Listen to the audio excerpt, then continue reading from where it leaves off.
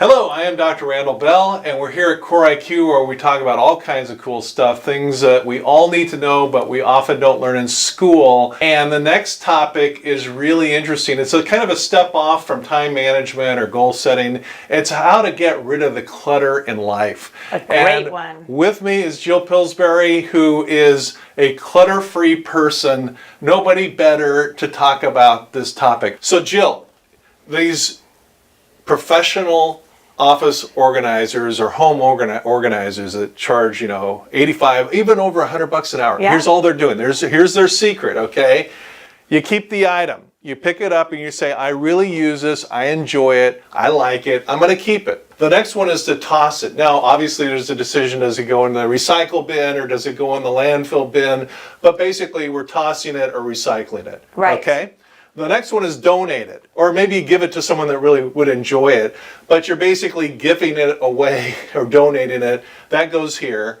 And then the last one is you sell it. And it takes time and effort to list it on eBay or, in Craigslist or wherever you're going to sell it. So, or sell it at a garage sale, but you get rid of it. But you only do that with bigger items that it's worthwhile to do it. Right. The thing is, we get into these attachment issues where I have a motto. It's not my motto, but a lot of people have a motto. We use things and we love people, but a lot of people, love their stuff. Or they think they love their stuff. Yeah. And so I think that keeping is a harder decision for most people. Things that you want to trash are maybe pretty obvious, or donate makes you feel good. It's a great justification for parting with something. But keeping things, it warrants a little bit of consideration. It's easier for some people. Some people feel like they can easily clean house and impulsively kind of get rid of things. So Jill, when it comes to a clutter-free place, are there any tricks you have or ideas you have generally? Well, one of the things that could be helpful, especially when it comes to cleaning out a closet, let's say, clothing, because we all like to buy something new once in a while, so our closets can become overwhelming quickly. So one of the things that I find helpful is at the beginning of the year to turn your hangers backwards. And if at the end of the year you still have some things that haven't been turned around the right way, then that probably is an item you can live without. Oh, wow. That's ingenious. Yeah. So you can actually just set it all up. What you use, you're using it, and the rest of it goes to the donate pile at the start of the year. One of the things I like to remind myself is, okay, I've got these things that I'm saving. What am I saving them for? Am I going to look at them? Or are my kids going to dig them out of the garage someday and look at them?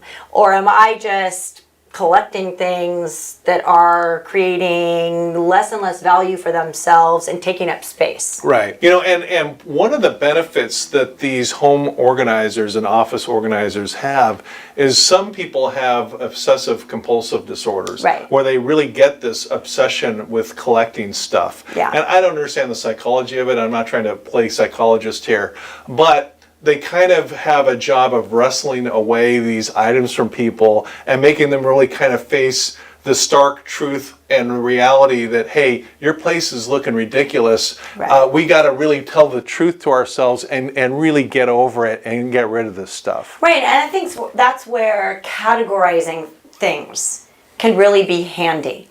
Let's say, for example, your kids' art projects or schoolwork. That stuff can add up really fast, but you think they have sentimental value, right? Yeah. So you maybe don't want to toss them. But pretty soon, every 6 months, every 4 months, how many spelling tests do you need if you've got spelling tests, or you have a pile of kids' schoolwork, it's taking over your kitchen space. Yeah. How many of those? Great, pick your 3 favorite and just toss the rest. Right, and here's another idea. When I was cleaning out my closet, I came across a tie that was given to me on Father's Day. It was kind of sentimental. I didn't want to donate it because it would have no value. I honestly didn't want to keep it because there's no way I'm ever going to, wear it. Right. But what I did, I took a picture. With our cell phones, you can take a picture of something sentimental. You're keeping the memory, but you're getting rid of the clutter. That's a great idea. And again, if there's 1 or 2 things like that aren't taking up a lot of space and might put a smile on your face because you remember your child or someone giving you that crazy tie, keep it. it's the 6 white ones or the 6 blue ones with the red stripe that you don't need. Right. Yeah, so we got to make smart, intelligent decisions and keep, because it can really be overwhelming, suck the energy out of your life if we don't kind of keep on top of it. Yeah, it can create anxiety. You feel disorganized all the time and almost anxious. So Yeah, I got it. We're going to have a little fun. And I went into my office and I have some clutter. And you're going to help me, All right. in this process. And we're kind of see what this looks like. Sound cool? Sounds great. Okay, so this is a gift I just got. I'm a Houdini collector. I don't know if you know that. Yeah, okay. But I love Harry Houdini. I think he's legit. Okay. I just got this. I love it. It's not going anywhere. Okay, so I heard you say I'm gonna two keep- very important things. Yeah. You love it. Yeah. One of the industry leaders says, does it bring you joy? It brings me joy. Then My that's a key. Houdini action figure brings me joy. So where are you going to put it? It's so on my desk where everyone can see it. So Okay. it can bring them joy. Okay. Yeah. So I keep this. Okay, It's great. a keeper. Now, here's something, and I need my reading glasses. I didn't know what it is. It's something I went on some travel. It's a flood. There was a flood back east and they had a memorial shop. Okay. And this is like a memorial thing. I have no idea what it is. I know it's of no value to anybody. It's not a value to me. I've had this for years. Here's the trash can. Boom. Perfect. Okay, so I just tossed something I don't want, okay? Now, this is a coconut, but it's not any coconut. It's a coconut from the Bikini Atoll where they did nuclear weapons testing. Okay. And I went there several times when I worked on that case, and it's radioactive. Actually, the radiation is gone. Okay. But this has, again, sentimental value. I love this thing. All right. And it's going to stay on my shelf because who can, it's kind of a souvenir. Right, and it's relevant to what you do, Yeah. and it's personal. No Yeah. one else can make that decision for you. So again, what I would say is that as long as you feel like you're going to make space for it, you're not going to throw everything out. But the things you keep, you need to be able to cycle through. You can't keep adding to, right? So Right. for now, we're going to keep this, and we're going to keep Houdini. I'm going to keep Houdini. I'm going to keep my radioactive coconut, and so that's that. Now, this thing I got on a trip to Mexico. No, actually, I got this in Peru. Okay. Anyway, that's the point. I don't even remember where I got All it. right. And I don't really dig it. And Okay. something like this may be hard to part with because you think, wow, it's kind of cool looking. It's a stone like Jaguar. Maybe it's valuable, and I think that's what happens too. Oh, is this a cool stone? Could I sell it? Could I make money on it? But that's kind of a hidden trap that we'll talk about later. But I think for now, you've answered the question. You don't really love it. I mean, is that a toss, or that might be something to donate? I'm going to give it to someone. I know just the Perfect. right person who loves this stuff. And so it's not going to go to waste. I'm not going to throw it away. Perfect. But I know someone I can give it to. They'll appreciate it. But I'm kind of over it. Great. Okay, so her name is Julie, and I'm going to give this to Julie. Now, this is, I like collecting weird stuff. This is a cannonball that exploded during the Civil War. Believe it or not. Okay. Okay, so I honestly don't know what to do. I don't know if I want to keep it. I don't know who I would donate it to. I feel bad about throwing away an artifact to history. I could donate it, but they wouldn't know what it was. Yeah, that's a tough one. It doesn't really resonate. What do you do with 2 pieces of clay that are kind of dirty and It's dusty? metal. Oh, it's metal. Yeah, Okay. it's a cannonball. Okay, it's a Yeah. cannonball. That's a tough one. Myself, I would probably toss it. Or I would donate it. And if someone sees value in it, if it brings someone joy, great. You could put it in a Ziploc bag. You could write a note, what it is. Yeah. And you could donate it. I could donate it, but I have no clue who to donate it to. So what I'm going to do is I'm going to list this on eBay. I'm going to sell it. Okay. Because there might be someone that will pay $50 for a cannonball from the Civil War. Okay. And if it doesn't sell, then I tried. I'll probably chuck it. But I think I'm going to try and make $50 off Okay. this. Okay, so there's one I'm going to sell. All Now, right. this is a railroad spike. I don't know where it came from. I don't even remember. I don't really feel sentimentally attached to it. Right. So I don't want to keep it. I know that.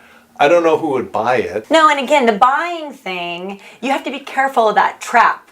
Because that takes time, takes management. Yeah. You know, do you really want to do that? How much realistically are you going to get for it versus the time you're going to spend photographing it, listing it, fielding calls about it? Yeah. So really, that's kind of up to the individual. Some people enjoy doing that. Some people want to be done with it. There are probably other railroad spikes to be had in this world. If you're not attached to it, I would probably toss it. I think I'm gonna toss it, but I'm gonna make sure it goes in the recycle bin, because that can be recycled as steel, and I feel okay about recycling this. Okay, great. Putting it to a new use. I think that's a good decision. Okay, so this, you know, I don't know about you, but when I travel, I'm a sucker for souvenirs. Okay, so this is a little English phone booth that I got in London. I don't think I want to keep it. I don't want to toss it, but I know a little kid that would love this. Perfect. So I'm going to give it away. Definitely. I would say that when in doubt, donate. Yeah. And if there's a few things that you feel you could recycle to a friend or a relative that might have sentimental value, then do that. But don't overwhelm yourself with a big pile of now things that you have to go distribute to people. Now this it's a trinket. I got this in a place you'll never guess, Ushuaia, on the southernmost point of South America.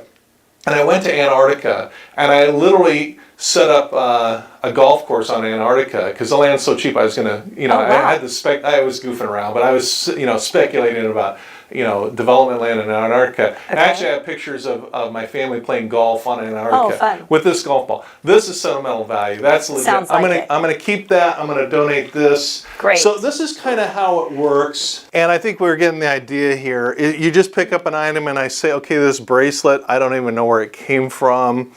I don't feel good about selling it. I'll probably just take it to the office and see who wants it. And if they don't, I'll throw it to give it to the thrift shop. Perfect. But the nice thing is I'm getting rid of clutter.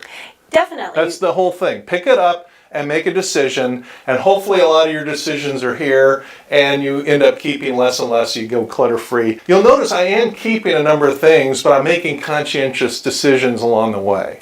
Right. And maybe then the next step is to organize those things that are work related with sentimental value somehow, so they're not spread out all over. Again, you don't want to redistribute the clutter. You kind of want to thin it out and then organize it. Bingo. I want to talk about electronics. What do you do with old electronics? So here's a mouse that doesn't work anymore. Okay, the bigger picture is I was taking a walk and my neighbor had this huge kind of semi-flat screen. Remember before the screens went totally flat, they were kind of about like this thick? Yeah. Well, he had this huge TV, out at the trash.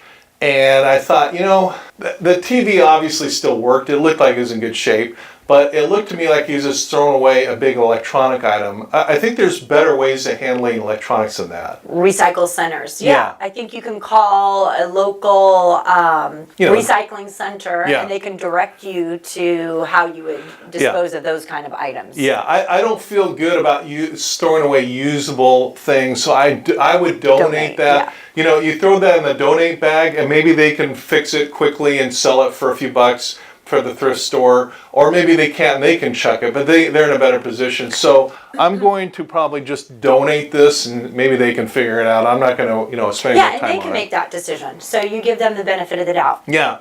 So I think we've kind of hammered it. We have examples where we're going to keep some cool stuff that we really like. We're really going to keep using. We're going to toss the junk. Yeah.